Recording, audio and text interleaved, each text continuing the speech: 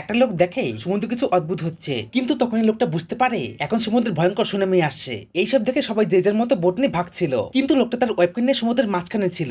এই জন্য লোকটি বুদ্ধি করে যে করে হোক তার ওয়েবকে সে বাঁচিয়ে নিবে। কিন্তু এখন সুনামি তাদের দিকে ধেয়ে আসছিল। তখনই মহিলা তার স্বামীকে জিজ্ঞেস করে, আমরা কি বাঁচতে পারবো? যদিও এখন লোকটিকে বাঁচতে হলে সুনামির এক পাশ দিয়ে বেরিয়ে যেতে হবে। যদি লোকটা এমনটা না করে তাহলে তারা সবাই মিলে সুনামিতে মারা যাবে। কিন্তু এখন সমুদ্রের সুনামির জন্য অনেকগুলো বোট উল্টে যায়। এইদিকে সবাই খুব ভয় পেয়ে যায়, কিন্তু সামনেই এক বিশাল বড় জাহাজ এগিয়ে আসছিল। হঠাৎ করে জাহাজটি সুনামির ফলে জাহাজের সামনের অংশটা উপরে উঠে যায়। যদিও লোকটা বোটের স্পিড দ্রুত ছিল, এখন লোকটা যদি বোটটা নিয়ে পাশ কাটেই না যায় তাহলে তাদের জাহাজের সঙ্গে অ্যাক্সিডেন্ট হবে।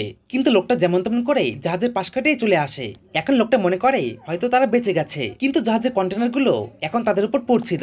ভয় পেয়ে লোকটি তার ওয়েবকে নিয়ে অনেক কষ্টে সেখান থেকে বেরিয়ে আসে। আর সেই ভারী জাহাজটি সামনে ব্রিজের দিকে এগিয়ে যায়, কিন্তু ব্রিজের উপর যে যা যান নিয়ে ভাগছিল।